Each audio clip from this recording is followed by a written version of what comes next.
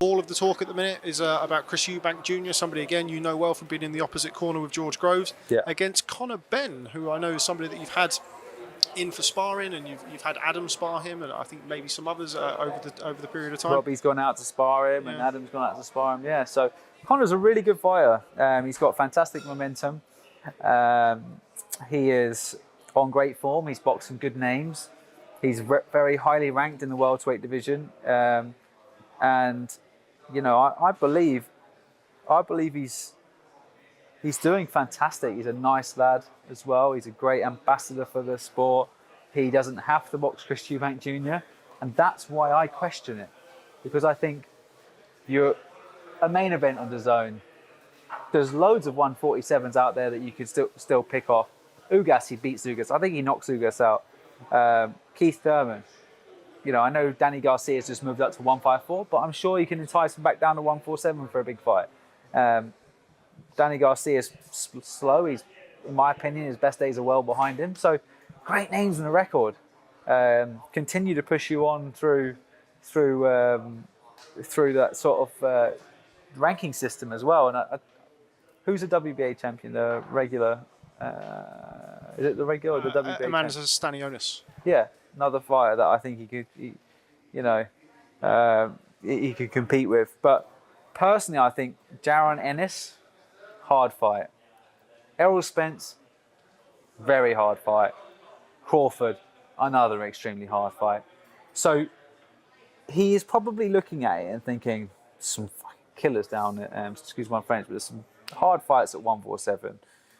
Do I just go and have a massive fight at 156 or 155 with another massive name, try and weaken him by coming down, and that's where we've materialised with Chris Eubank Jr. But I think Chris Eubank Jr.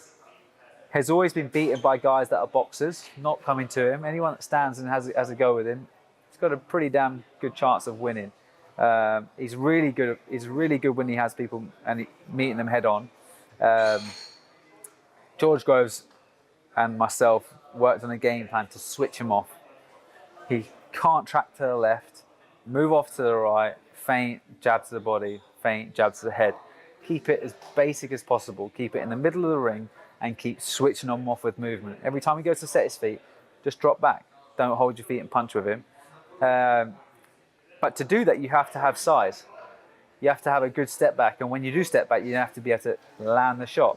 Whereas Conor Benn is a smaller man. He's going to have to get in and set about it.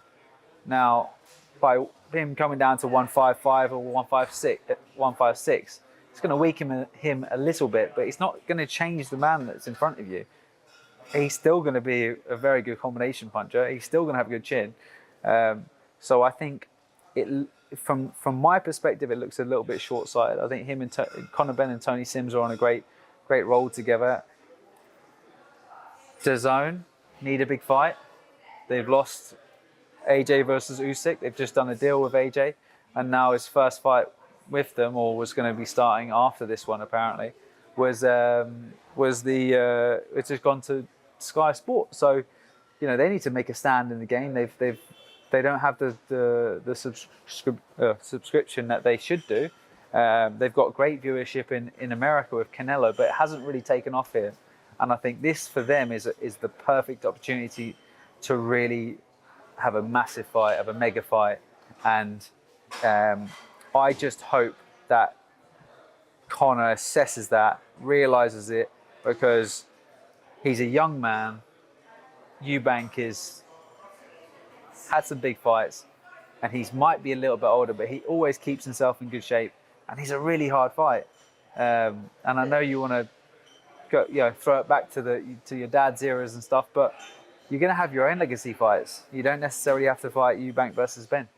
So I would just be a little bit more skeptical, because I think, you know, he's on such great momentum.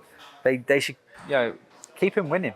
And I believe that I just believe that Eubank is going to be too big. He'll negate him, and even if they have a rehydration clause that the next day he can only get to 166 by a certain time, he'll still end up coming in the ring at 170. And I know Conor might walk around at 168 or 165, but it's a big difference walking around at that weight and actually being lean and performing at that weight. So, yeah, that's my breakdown.